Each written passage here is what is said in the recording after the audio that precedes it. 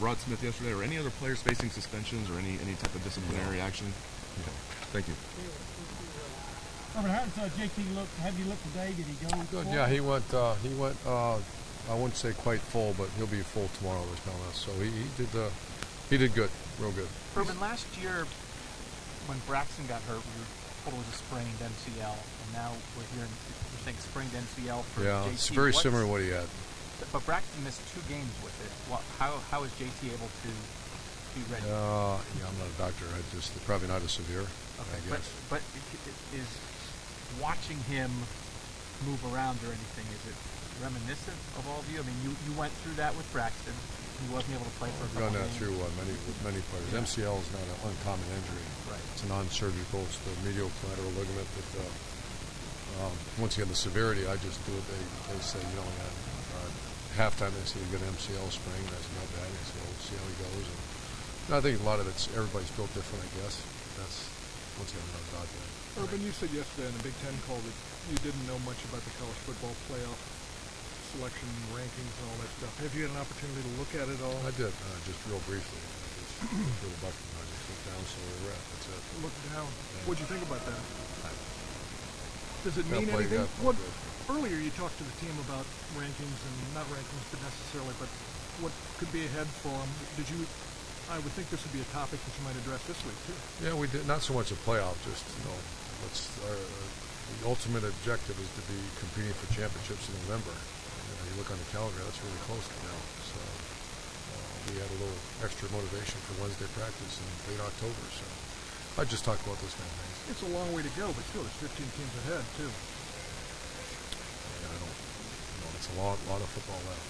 You've got a million things going on. You're trying to win games and develop players. But when you see someone like Dan Mullen that you know so well at the top of college football, just what are your feelings seeing what he's able to do with that team this year?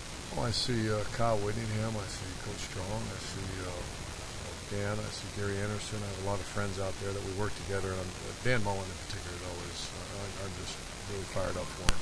He's a very good coach. He took over a program. I remember when he just won the SEC championship game, and he asked if they could go interview with Mississippi State. I said, Dan, you're from New Hampshire.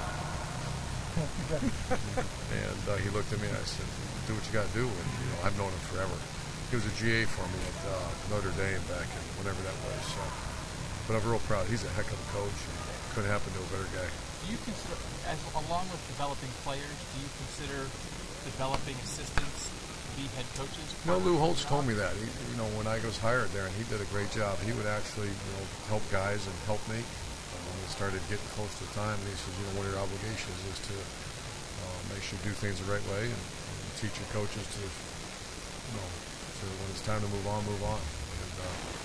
And I think I take great pride in the fact those guys are doing real well. What did you see JT? What did you talk to JT about? Maybe improving this week. He kind of went awry last week with him in particular. Proper reads and throwing with authority. He didn't play great yesterday. He played with a lot of heart. He didn't play with a lot of smarts or something. But that happens, and you don't want to take credit away from the team you play because they played really well. But he's just got to play smart. I guess he made a few freshman mistakes which didn't show up for the previous 3 or 4 weeks. Never seen as a big game 2 weeks ago. How you did that. What have you done this year?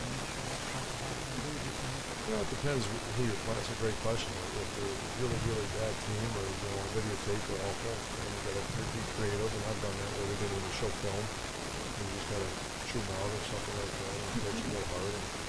But the good thing, not the big thing, but this returner to us last year, the issue is not talent. So they have guys that play, you can see what they do. So they have no